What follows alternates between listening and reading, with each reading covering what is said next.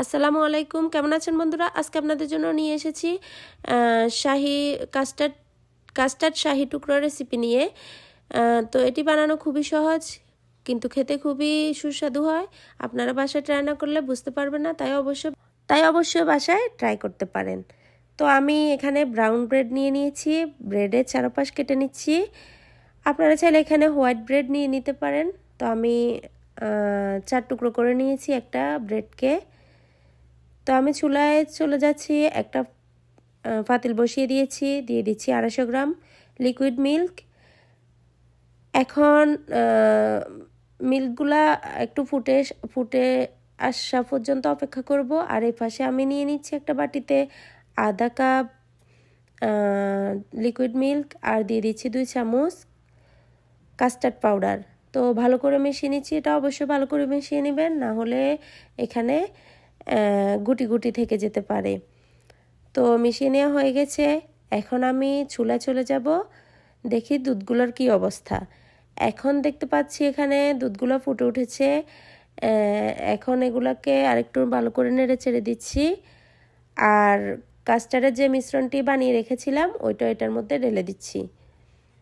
তো আস্তে আস্তে নেড়ে চেড়ে এগুলোকে 2-3 মিনিটের মতো জাল করে ঘন করে নিয়েছি। আর দিয়ে দিচ্ছি আমার স্বাদ মতো চিনি। আপনারা আপনাদের স্বাদ মতো চিনি দিয়ে দেবেন। তো আর একটু 2 মিনিটের মতো নেড়ে ছেড়ে একটা ঘন ব্যাটার তৈরি করে নিচ্ছি। এই কাজটা অবশ্যই আপনারা চুলার একদম লোতে রেখেই করবেন, না হলে পাতিলে লেগে যাওয়ার সম্ভাবনা রয়েছে। তো এখানে আমি দিয়ে দিয়েছি পাইপ্যানে দিয়ে দিয়েছি পরিমাণ মতো তেল, আর দিয়ে দিয়েছি আধা চামচ ঘি। তো আমি ঘি তেলের সাথে মেশানো পর্যন্ত অপেক্ষা করছি।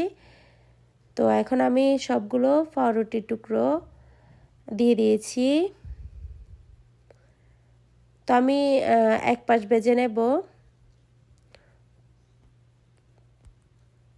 তো দেখতে পাচ্ছেন এক পাশ হয়ে গেছে, আমি এখন উল্টিয়ে দিচ্ছি, আরেক পাশ ভেজে নেব।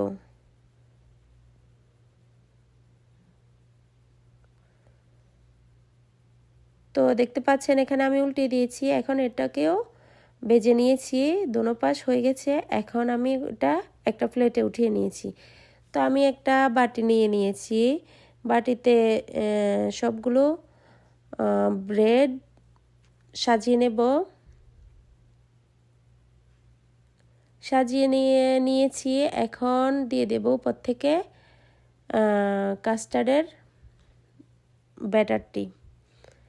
তো আর এখানে আমি ডেকোরেশনের জন্য কয়েকটা বাদাম নিয়ে নিয়েছি, বাদামগুলো কুচি কুচি করে নিচ্ছি, আর উপর দিয়ে একটু ডেকোরেশন করে নেব।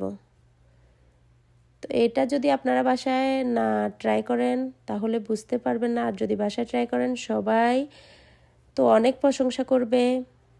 আর আজকের আমার রেসিপিটা কেমন হয়েছে অবশ্যই কমেন্টে জানাবেন। নতুন হলে সাবস্ক্রাইব করবেন, পাশে থাকবেন। ভালো থাকবেন সবাই। আল্লাহ হাফেজ।